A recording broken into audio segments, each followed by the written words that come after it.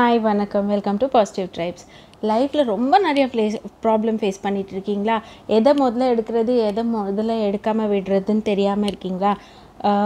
ப்ராப்ளமை solve பண்ணவும் தெரியல, share பண்ணிக்கவும் யாரும் இல்லை, கடவுளும் ஹெல்ப் பண்ண மாட்டேங்கிறாரு, என் கையில் எதுவுமே இல்லை. இந்த மாதிரி விஷயங்கள் எல்லாமே உங்கள் மனசை அரைச்சிட்ருக்குன்னா இந்த பதிவு உங்களுக்கானது. பாயிண்ட் நம்பர் 1, உங்களால் எதை மாற்ற முடியாதோ அதை பற்றி நீங்கள் யோசிக்கிறது வேஸ்ட்டு. ஆமாம்மா இல்லையா? மாற்ற முடிஞ்சால் நீங்கள் மாற்றிப்பீங்க. பட் அது உங்களுக்கு கையில் இல்லாத பொழுது அந்த விஷயத்தை பற்றி நீங்கள் யோசிச்சிங்கன்னா உங்களுக்கு தேவையில்லாத ஸ்ட்ரெஸ் இருக்கும். பாயிண்ட் நம்பர் 2, எல்லாத்தையும் ஒன்றா போட்டு உங்கள் மனசில் போட்டு குழப்பிக்கிட்டிங்கன்னா உங்களால் எந்த ஒரு கன்க்ளூஷனுக்குமே வர முடியாது. முதல்ல எது நீங்கள் சால்வ் பண்ணணும், நெக்ஸ்ட் எது நீங்கள் சால்வ் பண்ணணும், ஒரு லிஸ்ட்டு போட்டுக்கோங்க. அதுபடி take one at a time.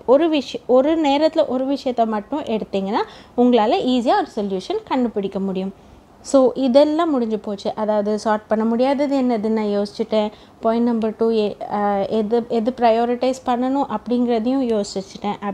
அப்படிங்கிறது ஒரு கன்க்ளூஷனுக்கு வந்துட்டிங்கன்னா அடுத்து நீங்கள் பண்ண வேண்டியது எனக்கு இவ்வளோ நிறைய ப்ராப்ளம்ஸ் இருக்குங்கிற விஷயத்தை எப்போவுமே யோசிக்காமல் இருக்கிறது தான்.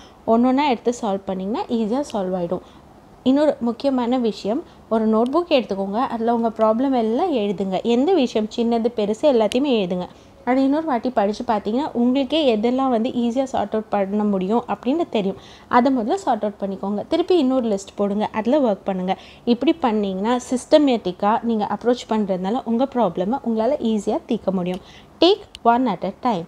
இன்னொரு பதிவில் உங்களை சந்திக்கும் வரை நன்றி, வணக்கம். கீப் வாட்சிங் பாசிட்டிவ் ட்ரைப்ஸ்.